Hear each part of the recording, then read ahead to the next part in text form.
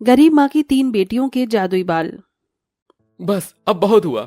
मैं और तुझे और तेरी इन तीनों बेटियों को बर्दाश्त नहीं कर सकता। मैं जा रहा हूँ। भगवान के लिए रुक जाइए। अगर आप हमें छोड़कर चले जाएंगे तो मेरा और बच्चियों का क्या होगा? तुझसे एक बेटा मांगा था, लेकिन तूने मुझे आज तक एक भी बेटे का सुख नहीं दिया। बस बेटी पर बेटी पैदा करती रही। अब इनके दहेज का खर्चा, पढ़ाई का खर्चा कौन उठाएगा? ऊपर से इन तीनों के इतने लंबे लंबे बाल हैं। जो भी कमाता हूँ आधे से ज्यादा पैसे तो इनके तेल और शैम्पू में चले जाते हैं। पापा रुक जाओ। पापा देखो, माँ की तबीयत कितनी ज्यादा खराब है। अगर आप हमें छोड़कर चले गए तो हमारा क्या होगा? अरे मेरी बारात से कल की मरती हैं, आज मर जाओ। कोई मतलब नहीं है मुझे तुम लोगों से। इतना कहकर मनोज अपने कपड़े लेता है और घर में बचे कुचे पैसे लेकर अपनी पत्नी अलका और 3 बेटियों को छोड़कर हमेशा हमेशा के लिए चला जाता है। हे देवी माँ, अब तू ही मेरा और मेरी इन 3 बेटियों का सहारा है। हमारी रक्षा कर। अलका अपनी तीनों बेटियों को गले लगाकर रोने लगती है। अलका के पति मनोज की हमेशा से यही चाह थी कि उसके बेटे हों, लेकिन बार बार अलका के 3 बेटियों को जन्म देने के बाद अब मनोज अलका और अपनी खुद की ही 3 बेटियों से बेइंतहा नफरत करने लगा था। इसलिए अब वो अपनी तीनों बेटियों और पत्नी को बेसहारा छोड़कर हमेशा के लिए चला जाता है। ऊह, ऊह, ऊह, ये लो, पानी पी लो। रूही, माँ ने 4 दिनों से कुछ भी नहीं खाया है। माँ तुम अपना ख्याल रखना, हम कहीं से बाहर से कुछ खाने को लेकर आते हैं। मेरी बच्चियों, तुम बाहर से खाना कैसे लेकर आओगी? माँ आप ही तो कहती हो, मुश्किल में देवी माँ हमेशा हमारा साथ देती हैं। बस आप यहीं आराम करो, हम अभी आते हैं। तीनों बेटी अपनी बीमार माँ के लिए खाना लेने चली जाती हैं।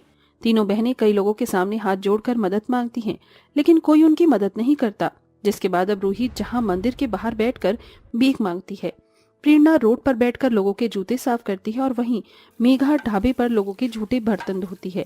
और जमा किए गए पैसों से तीनों बहनें अपनी माँ के लिए खाना और दवाई लेकर आती हैं और अपने हाथों से अपनी माँ को खिलाती हैं। नहीं बेटा, बस मेरा पेट भर गया, अब तुम तीनों खा लो। नहीं माँ, आप खा लो, आपको दवाई भी खानी है। अगर दवाई नहीं खाओगी तो ठीक कैसे होगी? अपनी छोटी छोटी बेटियों को अपना इतना ख्याल रखता देख अलका की आंखों में आंसू आ जाते हैं। और ऐसे ही गरीबी में तीनों बेटियों और माँ घुट घुट कर अपने दिन गुजार रहे होते हैं। और एक दिन, अरे चलो चलो, ये मकान फौरन खाली करो। हमें तुम तीनों माँ बेटियों को अपने घर में मुफ्त में और नहीं रहने दे सकता। मालिक भगवान के लिए हम पर रहम कीजिए, हमारे बाबा हमें छोड़कर चले गए हैं। माँ बीमार है और हम तीनों बहनों को कहीं पर भी कोई काम नहीं मिल रहा है। ऐसी हालत में हम आपके किराए कैसे चुकाएंगे? अगर आप हमें घर से बाहर निकाल देंगे तो हम लोग कहाँ जाएंगे? सड़क पर भिखारी के साथ झोपड़पट्टी में रहो, लेकिन अब मैं तुम्हें इस घर में और नहीं रहने दूंगा। मालिक बस हमें 2 हफ्ते की मोहलत दे दीजिए। हम 2 हफ्ते में आपका सारा किराया चुका देंगे। अगर ना चुकाए तो हम लोग खुद इस घर को छोड़कर चले जाएंगे। मेघा की बात सुन मकान मालिक प्रसाद उन्हें 2 हफ्ते की मोहलत देकर चला जाता है। जिसके बाद तीनों बेटियां अपनी माँ से लिपट कर रोती हैं कि तभी अचानक अलका जोर जोर से खांसना शुरू कर देती है और उसी खून की उल्टियां शुरू हो जाती हैं। मेरी बच्चियों, अब मेरे जाने का वक्त आ गया है। तुम तीनों अपना ख्याल रखना। नहीं माँ, हम तुम्हें कहीं बाहर नहीं जाने देंगे। हे देवी माँ, अब तो कोई अपना चमत्कार दिखाओ और हमारी माँ को बचा लो, वरना हमें अपने पास बुला लो। प्रेरणा इतना बोल ही रही होती है कि तभी उन तीनों बहनों के लंबे लंबे बालों में सुनहरी रोशनी होती है और उन बालों में से आवाज आती है, अब वक्त आ चुका है कि हम तुम्हारी मदद करें। उन बालों से जैसे ही आवाज आती है कि प्रेरणा के बालों में से एक सुनहरी रोशनी निकलती है और उसके सामने एक औषधि आ जाती है। तुमसे ये औषधि अपनी माँ को खिला दो, तुम्हारी माँ फौरन ठीक हो जाएगी। ये सब देख तीनों बहनें काफी हैरान होती हैं, लेकिन अपनी माँ की जान बचाने की बात सुन प्रेरणा जल्दी से अपनी माँ को औषधि खिला देती है और देखते ही देखते अलका पूरी तरह से ठीक हो जाती है। मेरी बेटियों, ये कैसे हुआ? ये तुम्हारे बाल, हम इंसानों की तरह बातें कैसे कर सकते हैं? क्योंकि हम जादुई बाल हैं, इसलिए और अब वक्त आ चुका है कि हम तुम्हारी मदद करें। तुम जो भी चाहे हमसे मांग सकते हो। क्या तुम सच कह रहे हो? अगर ऐसा है तो हम लोगों ने कई दिनों से अच्छा खाना नहीं खाया है। क्या तुम हमें खाना दोगे? मेघा के इतना बोलते ही उसके बाल चमकने लगते हैं और देखते ही देखते उन सबके सामने लजीज पकवानों से भरी थाली आ जाती है। ये देख तीनों बहनें बहुत खुश होती हैं और न जाने कितने दिनों के बाद तीनों बेटियां और माँ मिलकर भरपेट खाना खाती हैं। जाती बाल, तुम्हारा बहुत बहुत शुक्रिया। क्या तुम हमें खाने और दवाई के साथ साथ नए कपड़े दे सकती हो? हमने जो पहने हैं हमारे पास सिर्फ यही कपड़े बचे हैं। हाँ, क्यों नहीं। रूही के इतना बोलते ही अब रूही के बाल चमकने लगते हैं और देखते ही देखते उनके सामने तरह तरह के नए कपड़े आ जाते हैं, जिसे देख वो सब खुश होते हैं। लेकिन अब उनके मन में एक सवाल होता है। देवी माँ, आपका बहुत बहुत शुक्रिया कि आपने हमें इतना कीमती तोहफा दिया, लेकिन आखिरकार मेरी बेटियों के बाल जादुई कैसे बने? ये सब कैसे हुआ? मुझे जानना है। ये सब तो 13 साल पहले ही हो चुका था। याद करो, जब तुम पहली बार गर्भवती थी और देवी माता के मंदिर में बैठकर प्रार्थना कर रही थी। हे देवी माँ, बेटियां तो माता का रूप होती हैं, लेकिन मेरे ससुराल वाले तो बेटियों को बोझ समझते हैं। मेरे पति ने तो साफ साफ कह दिया है कि अगर मैंने बेटी को जन्म दिया तो वो उसे मार देंगे। मुझे नहीं पता है कि मैं बेटी को जन्म दूंगी या बेटे को, लेकिन माँ, अगर मैंने बेटी को जन्म दिया तो उसकी रक्षा करना आपका कर्तव्य है।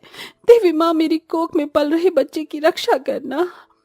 अलका देवी माता के सामने हाथ जोड़कर अपने बच्चे के लिए प्रार्थना कर रही होती है कि तभी एक बूढ़ी औरत उसके पास आती है और उसके सर पर हाथ रखकर कहती है, बेटिया, देवी माँ ने सुन ली तुम्हारी।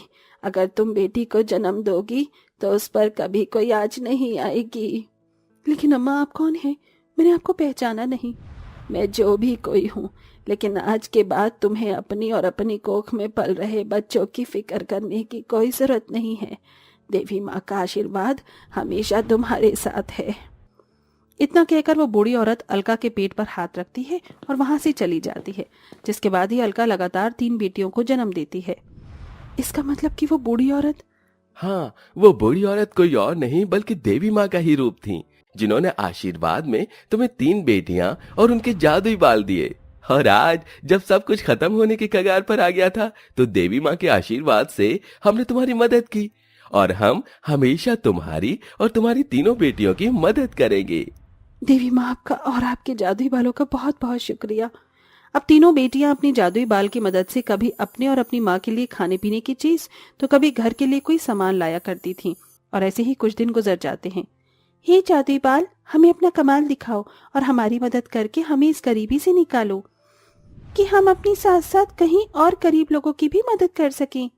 तीनों बहनों के इतना कहते ही जहां एक तरफ रूही के बालों से चांदी के सिक्के बर्तन निकलने लगते हैं, वहीं प्रेरणा के बालों से सोने के सिक्के और जेवरात और मेघा के बालों से हीरे निकलने लगते हैं, जिनकी मदद से तीनों बहनें अपनी गरीबी को दूर करने के लिए अपनी माँ के लिए एक बड़ा सा घर खरीदती हैं।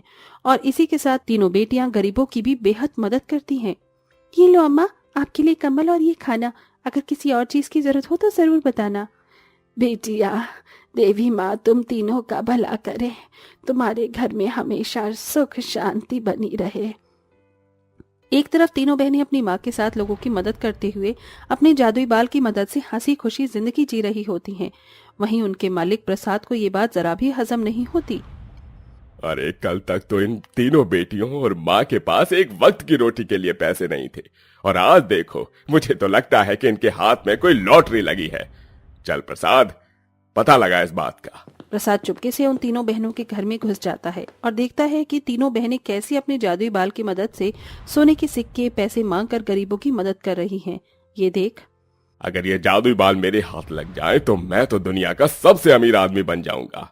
प्रसाद के मन में अब जादुई बालों को देखकर लालच जाग चुका था, इसलिए वो रात होने का इंतजार करता है, और जैसे ही रात होती है वो तीनों बहनों के कमरे में घुस जाता है और अंधेरे का फायदा उठाकर वो प्रेरणा के जादुई बालों को काटने ही वाला होता है कि तभी अचानक कमरे की लाइट ऑन हो जाती है और तीनों बहनों की आंखें खुल जाती हैं। वहीं प्रेरणा के बाल अब प्रसाद को पूरी तरह से जकड़कर हवा में घुमाने लगते हैं। अरे बचाओ, बचाओ, मुझे नीचे उतारो, मुझे, अरे बचाओ।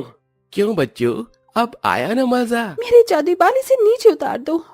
प्रेरणा के इतना बोलते ही उसके जादुई बाल प्रसाद को नीचे उतार देते हैं। अरे अच्छा हुआ तुमने इसे रोक दिया, वरना आज तो मैं मर ही जाता। देख लिया अपनी लालच का नतीजा। अब करोगे तुम दोबारा ऐसा? मैं कभी ऐसा नहीं करूंगा और न ही इस बारे में किसी को बताऊंगा, मुझे माफ कर दो। प्रसाद डर के मारे वहां से चला जाता है, जिसके बाद तीनों बहनें हंसने लगती हैं और हंसी खुशी लोगों की मदद करते हुए अपनी माँ के साथ हंसी खुशी अपनी जिंदगी जीती हैं।